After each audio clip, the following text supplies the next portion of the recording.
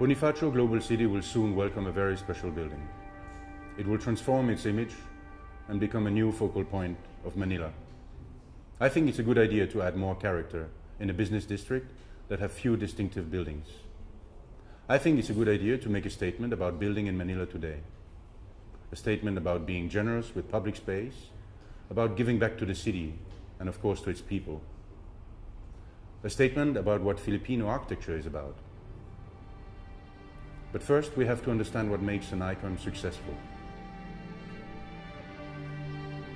An icon needs to capture popular imagination, and it needs to be instantly recognizable. It needs to become a symbol of the nation it represents. And finally, it needs to become eternal. Therefore, designing an icon is not just about creating a beautiful form. It's the meaning of that form, the use of the form, and how this form can become timeless. For me, the right form depends entirely on how we respond to the context, the site, the local culture, the climate, and the people. Sydney Opera or Bilbao Museum are amazing icons because of the spectacular surroundings that let them breathe and shine. In Paris, the Pyramid of the Louvre and the Great Arch were designed specifically for their size. They resolve their size perfectly, and they can only fit there. Our site is in the heart of Manila's most vibrant center. We have a unique opportunity to give it a world-class skyscraper and a world-class public space at its foot. The difficulty is the challenge to exist in such a dense site, with other tall buildings so close to us. How can we stand out here? I believe it is crucial to become taller than the neighbors are. Our skyscraper needs to reach up to find some space to shine. It needs to become a significant part of the skyline of Bonifacio Global City and of Manila. To achieve the height, we positioned the public program at the base and at the top of the tower, where offices would not be efficient or offer enough daylight. By slanting the facades to merge the programs into one form, we get a steep pyramid. In the master plan as well, we need to differentiate ourselves from the surroundings. Therefore, we propose an elliptic plan. At pedestrian level, the ellipse frees up the ground floor and binds together the entire neighborhood. The ellipse ensures urban ventilation, which helps to cool and clean the air. It also ensures a minimal obstruction of the views and daylight from the surrounding residential buildings, keeping neighbors happy. The elliptic plan, combined with the pyramid, creates an elliptic cone. We call it the Icone Tower.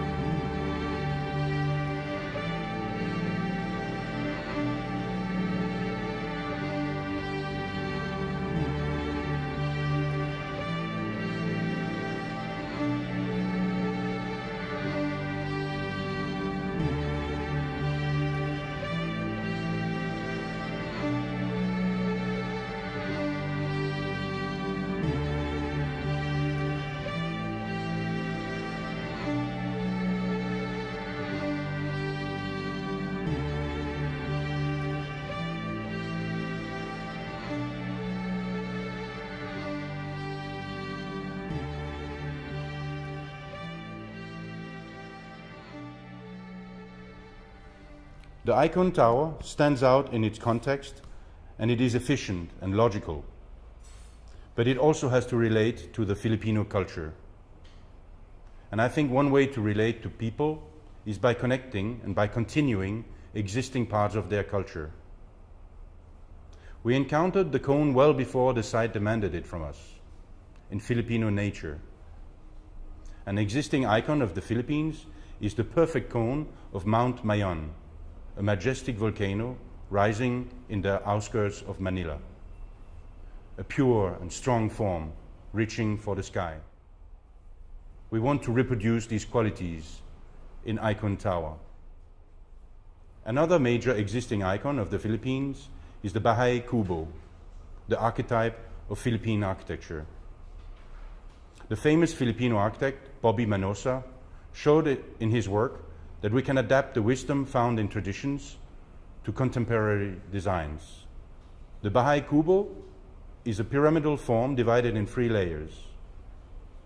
The Icone Tower adapts this idea to another scale. We have reinterpreted the silong for the base of the Icone Tower to offer a grand covered public space. It is a generous gift to the local community and to the users of the tower. It will act as a new city center, a meeting point for people in the northern part of Bonifacio Global City. For the middle part, Icone Tower should become an exemplary workspace with comfortable daylight, generous social spaces, access to green terraces, and atriums for larger tenants. As for the top, in our project, we make it accessible to the public as well. As an observatory located in a unique, spectacular, and spiritual space comparable to cathedrals. Manila needs a vantage point that is truly accessible to public, to laymen. The mini sky lounges and restaurants already located in the top of 5-star hotels in Manila are not destined for the broad public. Icone Tower will offer this space to the citizens and to the tourists. Emerging above the skyline of Bonifacio Global City is a conic spire that is distinct in form and materiality from all other buildings of Manila. At day, it will shine by its transparency. At night, a large lens will project a beacon of light over Manila and its bay. It will act as a lighthouse for Manila, giving a sense of orientation and security in the sprawling city. It will remind everyone that a vast ocean surrounds the islands of the Philippines, perhaps the most defining part of Filipino identity. We call the top of the tower the Light of Manila. Besides being an observatory with spectacular views, the Light of Manila is a grand space meant to inspire and bring Filipinos together. I hope it can gather Filipinos of all religions in a shared, peaceful, spiritual emotion, an emotion created by a space designed to elevate the mind and celebrate the light itself. The Icone Plaza around the tower is yet another generous gift to the city. And once more, it relates to something that I think lies deep in the Filipino soul, the forest. We propose it to be a dense canopy of tall, large trees, recreating beneath the shade and the ambience of a Filipino tropical forest. The dense canopy of trees also filters the views to the surrounding buildings. We do not forget popular culture or the need to be useful for people on a daily basis. Filipinos have a strong penchant for gatherings, for celebrations, and they traditionally enjoy doing those in public space. The Icone Plaza is meant to offer protected and useful space for these popular activities. Some pavilions will cater for food and drinks, animating the plaza 24/7 and creating life in the heart of the city. Our project aims to provide an architectural response to the climate as the Bahay Kubo did, but also the arcades introduced by the Spanish. It is all about creating shade and shelter around the building.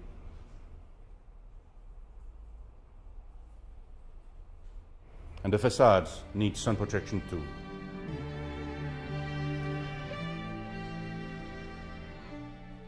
The Philippines are prone to earthquakes and typhoons. The cone is the optimum form to reduce the structural cost to resist those forces. The Icone Tower is designed to be a perfect structure. The floors span between a stepping core and an exoskeleton. The exoskeleton becomes the most expressive part of the design. It is an almost Gothic structure with arches distributing the loads. It has a very vertical expression that intensifies the celestial effect of the skyscraper, just as in cathedrals. Then there is the question of the durability of the design. The pipeline of tall buildings in Manila is full of eye-catching designs. However, true icons have to be both eye-catching and timeless. The integration to the site, the cultural relevance, and the purity of the form of Icone Tower is likely to make it last as an eternal achievement in Manila.